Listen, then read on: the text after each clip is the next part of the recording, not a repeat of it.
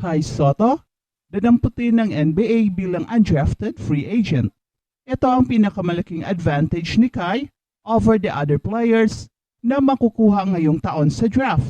Pero hindi makakapirma sa team na kumuha sa kanila dahil they cannot play with another team anymore.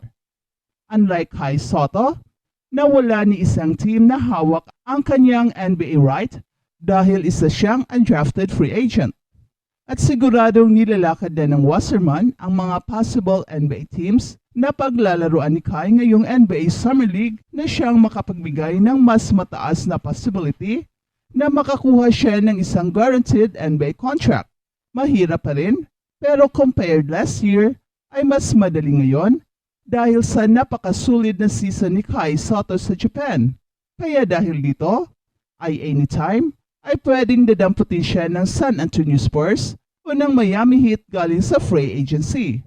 Napakahirap isipin na hanggang ngayon ay hindi pa natutupad ang NBA dream ni Kai. Pero everything is bound to change ngayong summer na kung saan dala na ni Kai patungong NBA ang kanyang napaka-impresibong resume. Kasama dito ang kanyang humahabang playing time na ngayon ay umabot na hanggang 25 to 30 minutes per game. Napakalaking pagkakaiba ito sa kanyang playing time na nakuha niya sa Hiroshima Dragonflies at sa Adelaide 36ers. At isa pang titingnan ng NBA ay ang improved scoring ni Kai na kung saan naipakita niya na meron siyang kakayahang makipagsabayan sa mga players with NBA experience, and he passed with flying colors. He was a dominant force sa Japan B-League na kahit apat ang nagbabantay sa kanya, ay nahanapan pa rin niya ng paraan. At isa pang dapat titingnan ng NBA ay ang improved power and strength ni Kai na pinapatunayan ni Nick Fazekas sa isang interview na maliraw ang sinasabi ng nakararami na soft si Kai Sotto. Instead, he said, Kai Sotto can pound it inside, kaya ito ang nagpapatunay na malakas na talaga ang katawan ni Kai ngayon. At yan ang nagagawa sa kanyang walang humpay na workouts under Coach Mel Lantin. Kai's got a bright future. I'm really excited for him. He's so freaking tall. Me and my teammate were saying today, like, he plays above the rim, you know? Yeah. I mean, like, a couple of rebounds, it's like, I'm not getting that. Even Jay. But yeah, the more he just works on that touch and just, just everything like that. I know a lot of people talk about, like, him probably not being strong enough and stuff like that, but he can overcome that with his size. He's still young. For sure, he's still 22.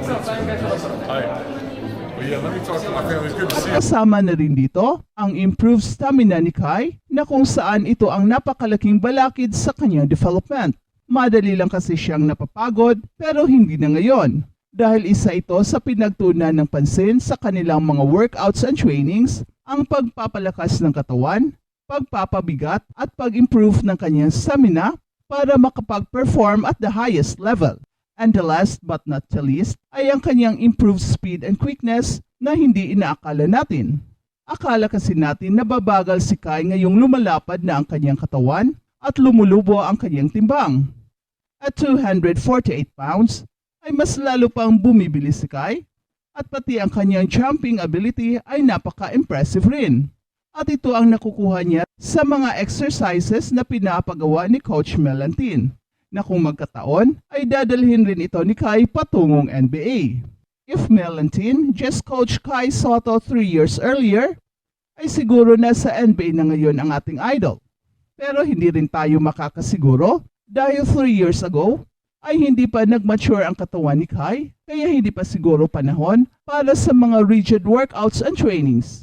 Taking all this into consideration, ay huwag nang magugulat kung meron ng mga NBA teams ngayon ang in contact with the Wasserman at naka-ready na ang isang kontrata na bubulaga sa buong mundo. Kaya nga pinili na ni Kai na hindi na maglaro sa last game ng Yokohama dahil iwas injury na rin.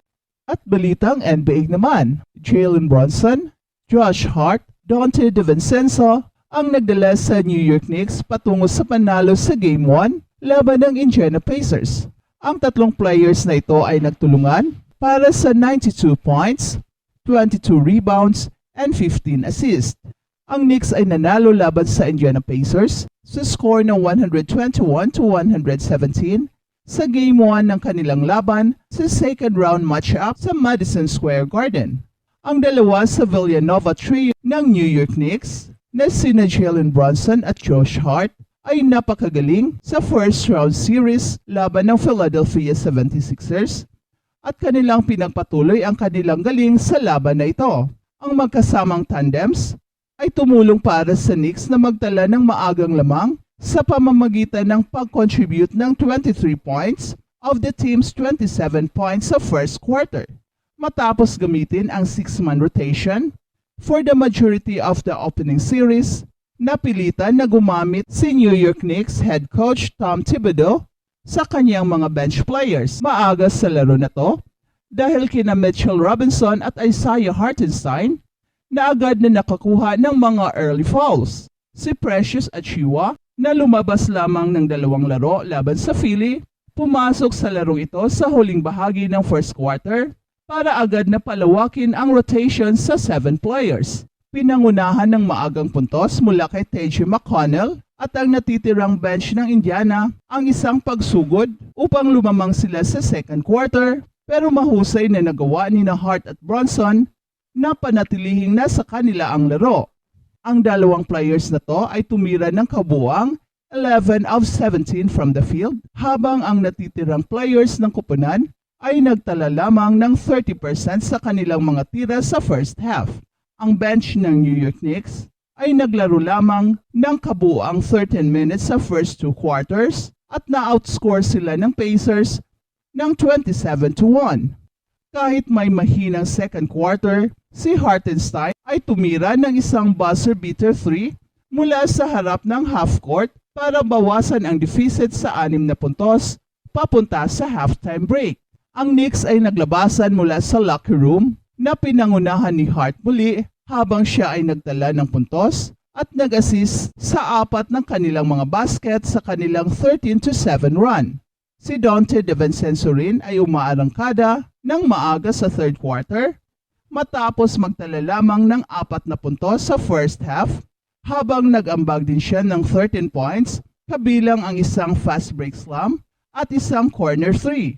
Pero nagtala ng 10-0 run ang Indiana Pacers na pinagsama ng isang between the leg slam ni Obi Toppin sa mga huling minuto.